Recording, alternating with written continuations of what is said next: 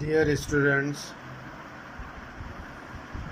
today I am going to teach you the first lesson of your prose book, A Letter to God, written by G.L. Fuentes.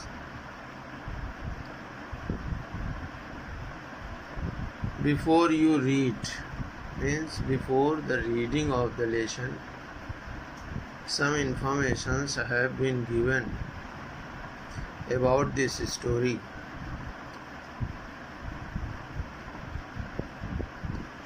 Let us read and understand these informations. They say, they means way. Here they means people say, लोग कहते हैं.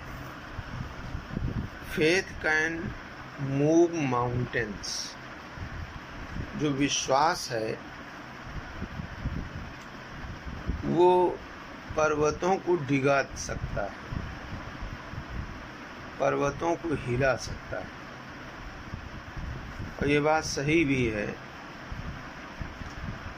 कि हम लोगों के जो God's हैं they are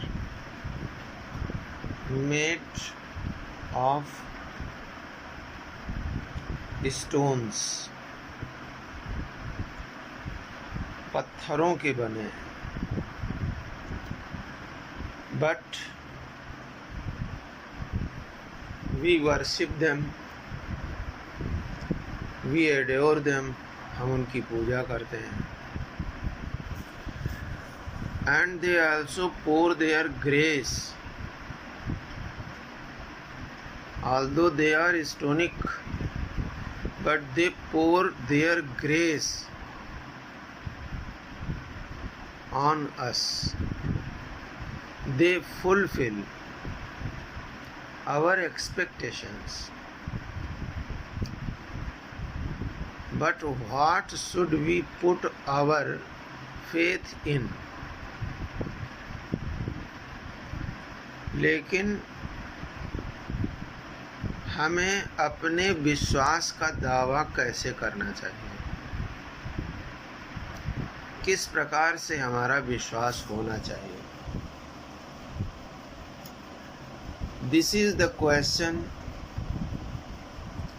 this story directly poses. ये एक ऐसा प्रश्न है जो ये कहानी सीधे सीधे पोज करती है, हमारे सामने स्टैंड करती है, खड़ा करती है question. Lencho is a farmer. Lencho एक किसान है. This is the story of Lencho who is a farmer who writes a letter to God. जो ईश्वर को एक पत्र लिखता है, गॉड को लिखता है. There is no place certain where God lives, but he writes when his crops are ruined. जब उसकी फसलें बर्बाद हो जाती हैं, डिस्ट्रॉयड हो जाती हैं,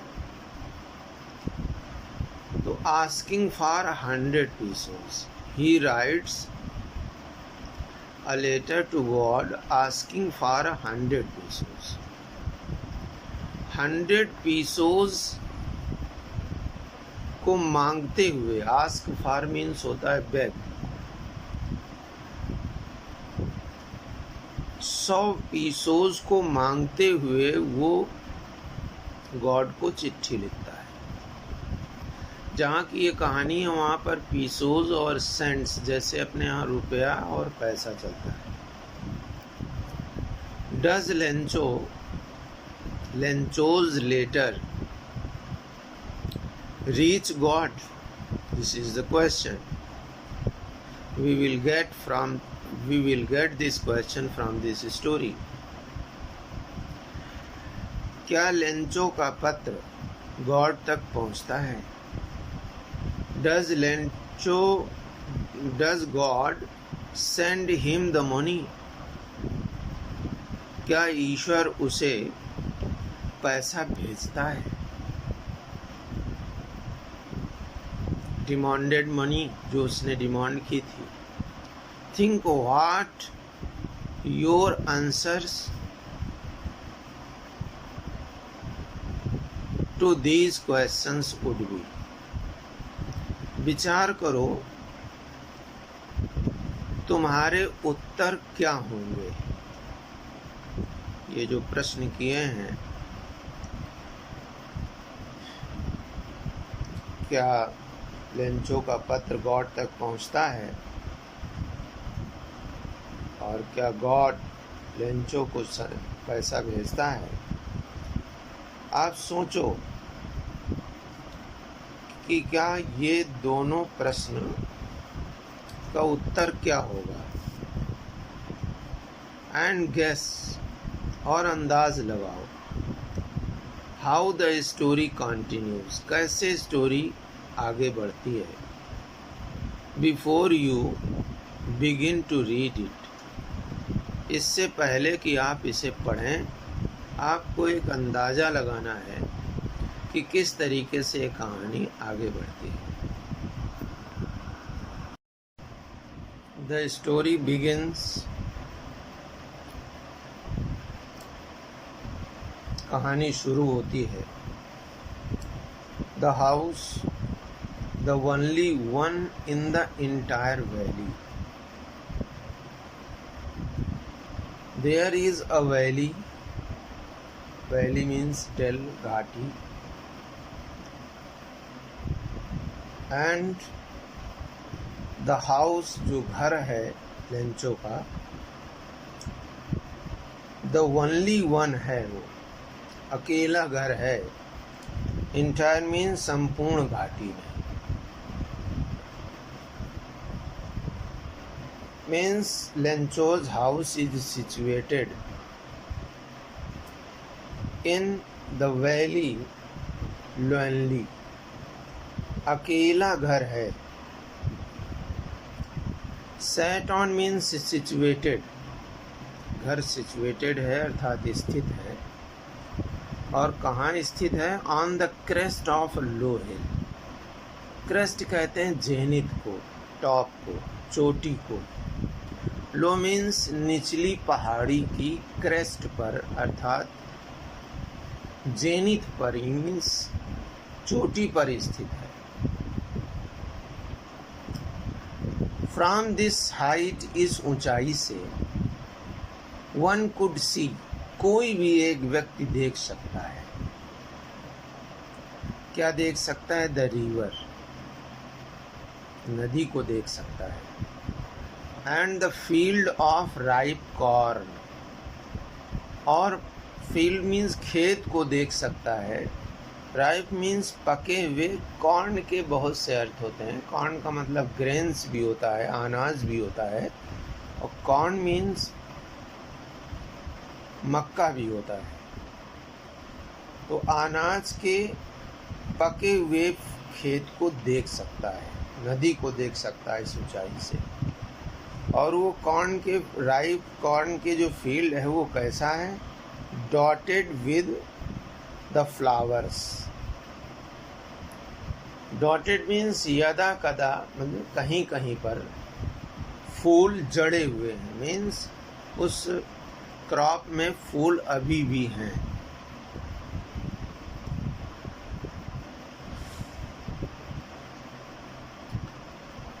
That always promised a good harvest, जो हमेशा, मीन्स जो खेत है राइप कॉर्न का, वो हमेशा एक अच्छे उत्पादन के लिए प्रॉमिस करता है। मीन्स उसे आशा है कि इस बार बहुत अच्छी फसल होगी।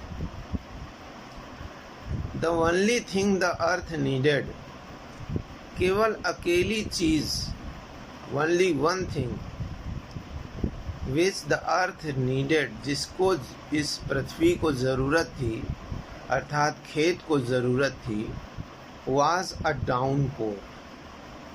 डाउनपोर कहते हैं टॉरेंट को, टॉरेंट कहते हैं मूसलाधार बारिश को, और या फिर एट लीस्ट अ शावर। अगर मूसलाधार वर्षा न हो तो कम से कम, एट लीस्ट मीन्स कम से कम एक शावर हो जाए, मीन्स एक बौछार ही पड़ जाए। Through out the morning, during the morning, पूरी सुबह भर, Lencho who knew his field intimately, जो अपने खेत से इंटीमेटली यानी अच्छी तरीके से परिचित था। क्या किया उसने? हैड डन नथिंग, उसने कुछ नहीं किया, सुबह से कुछ नहीं किया। इल्स बट, इसके अतिरिक्त कुछ नहीं किया, लेकिन क्या किया? सी द स्काई, आकाश की ओर देखता रहा। टुवर्ड्स द नॉर्थ ईस्ट, उत्तर और पूर्व के तरफ वाले आकाश की तरफ वो देखता रहा। प्रायः वहीं से बरसात आती होगी। फिर इसके बाद वो कमेंट करता है अपनी पत्नी से, now we are really going to get some water women. Here women means wife, his wife. अब हम कुछ पानी को पाने के लिए जा रहे हैं, मीन्स उसको लगा होगा कुछ आकाश में कि बादल हैं, अब बरसात होने वाली है और उसकी उम्मीद पूरी होने वाली है। तो women was, what was the women doing at that time? Women who was preparing supper. Supper कहते हैं शाम के भोजन को, इवनिंग मील को कहते हैं, जो शाम का भोजन तैयार कर रही थी। रिप्लाइड, उसने जवाब दिया, यस, हाँ, गॉड विलिंग। अब देखो एक चीज यहाँ पर यह भी समझना है,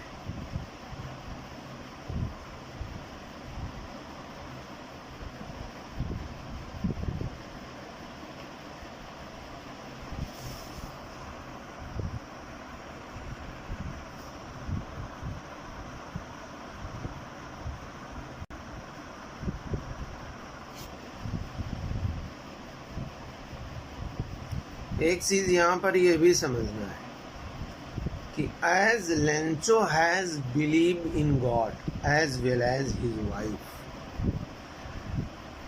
लेंचो को विश्वास है भगवान पर तो उसकी पत्नी को भी है।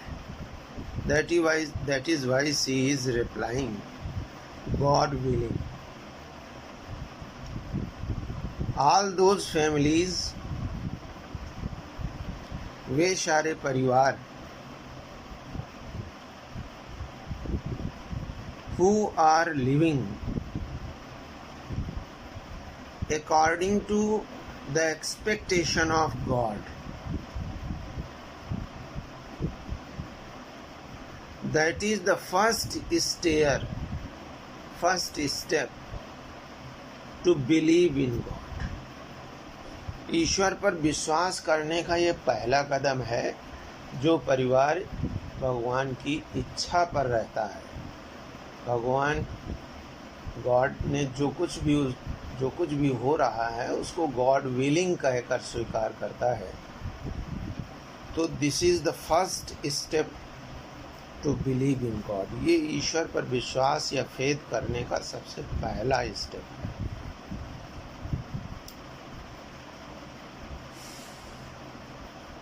द ओल्डर बॉयज, जो बड़े लड़के थे उसके लेंचो के, were working in the field में खेत में काम कर रहे थे। वाइल द स्मॉलर वंस, जबकि जो छोटे थे, were playing near the house, घर के पास में ही खेल रहे थे। और कब तक? Until the women call to them all, जब तक कि महिला उनकी मदर ने उनकी ममा ने उन्हें बुलाया नहीं। कम फॉर डिनर, उसने बोला, she said come for dinner means she commanded them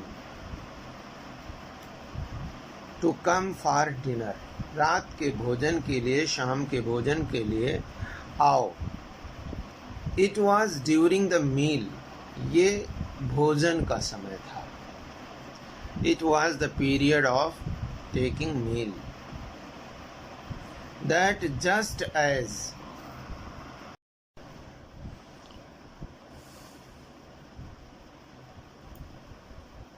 as Lencho had predicted, जैसा कि लेंचो ने भविष्यवाणी की थी, big drops of rain began to fall, बड़ी बड़ी वर्षा की बूंदें गिरने लगी।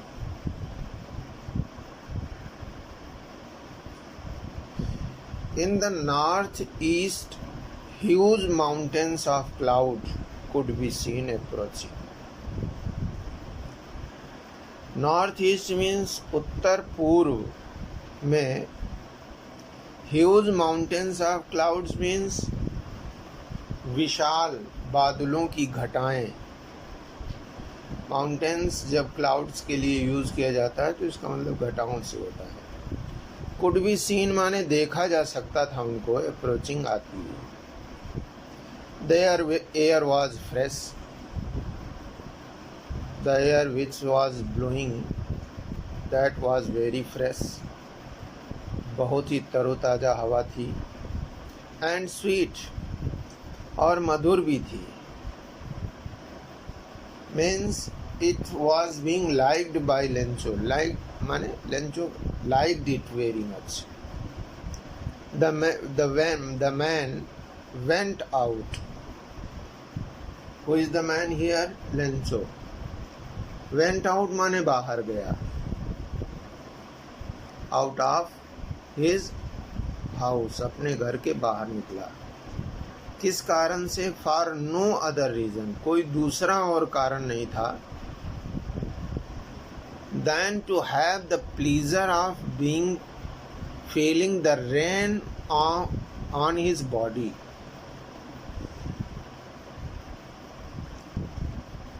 किसी और कारण से वो बाहर नहीं गया, बल्कि इसकी अपेक्षाकृत to have the pleasure means आनंद उठाने के लिए गया। और किसका? फीलिंग ऑफ द रेन, वर्षा का आनंद लेने के लिए गया। ऑन हिज बॉडी, अपने शरीर पर। एंड व्हेन ही रिटर्न्ड, और जब वापस आया तो ही एक्सक्लेम्ड, उसमें विस्मय पूर्वक बोला, These are not raindrops. ये रेन ड्रॉप्स नहीं है, ये वर्षा की बूंदें नहीं हैं। Falling from the sky, which were falling from the sky, जो आकाश से गिर रही थी, वो रेन ड्रॉप्स नहीं थी। तो क्या थी? They are new coins. ये नए सिक्के थे।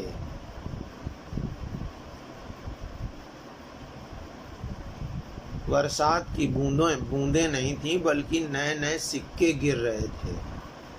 वो ऐसा क्यों बोल रहा है? वो इसलिए बोल रहा है ऐसा क्योंकि उसकी फसल अच्छी होगी, प्रोडक्शन अच्छा होगा, तो उससे वो पैसा कमाएगा। तो इस वजह से वो इस तरीके से सोच रहा है। The big drops are 10 cents pieces, जो बड़ी बड़ी बूंदें हैं वो 10 पैसे के समान है। एंड द लिटिल वंस, और जो छोटी बूंदें हैं, आर 5 पैसे के समान। With a satisfied expression, satisfied कहते हैं संतुष्ट, और एक्सप्रेशन मीन्स अभिव्यक्ति होती है। अपने आप में जब कोई व्यक्ति सेटिस्फाइड होता है तो सेटिस्फाइड एक्सप्रेशन उसको बोलते हैं। ही regarded, regarded has many meanings, but here regarded means vast, देखा, उसने देखा। द फील्ड माने खेत को, ऑफ राइप कॉर्न, पके हुए अनाज के खेत को देखा, विद इट्स फ्लावर, इसके फूलों के सहित। कैसा दिखा? Draped in a curtain of rain. Draped means होता है covered, ढका हुआ था। कर्टन कहते हैं पर्दे को। ऑफ रेन माने वर्षा के पर्दे से ढका हुआ था। But suddenly a strong wind began to blow, लेकिन अचानक स्ट्रॉन्ग, तेज, विंड, हवा, began to blow माने बहने लगी। and along with the rain, और रेन के साथ, वर्षा के साथ, very large hail stones, बहुत विशाल,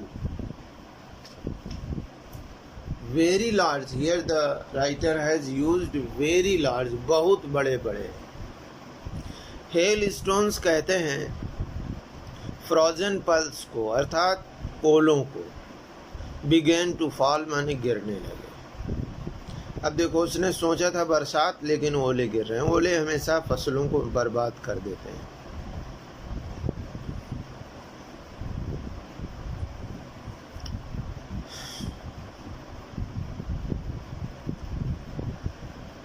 These truly did resemble, these means ये जो ओले थे बिल्कुल लग रहे थे। रिजेंबल मीन्स लग रहे थे, की तरह लग रहे थे। न्यू सिल्वर कॉइन्स, नए चांदी के सिक्कों के समान। द बॉयज, जो लड़के थे लेंचों पे, exposing themselves to the rain, वर्षा में स्वयं को बाहर निकाल कर, अंदर थे घर के, बाहर एक्सपोज कर दिया अपने आप को, घर से बाहर निकल आए। रैन आउट, बाहर भागे, दौड़े। And which purpose, of which purpose, किस कारण के लिए? To collect the frozen pearls, उन जमे हुए मोतियों को, अर्थात हेल स्टोन्स को कलेक्ट करने के लिए, अर्थात इकट्ठा करने के लिए। बच्चों को बड़ा आनंद आता है।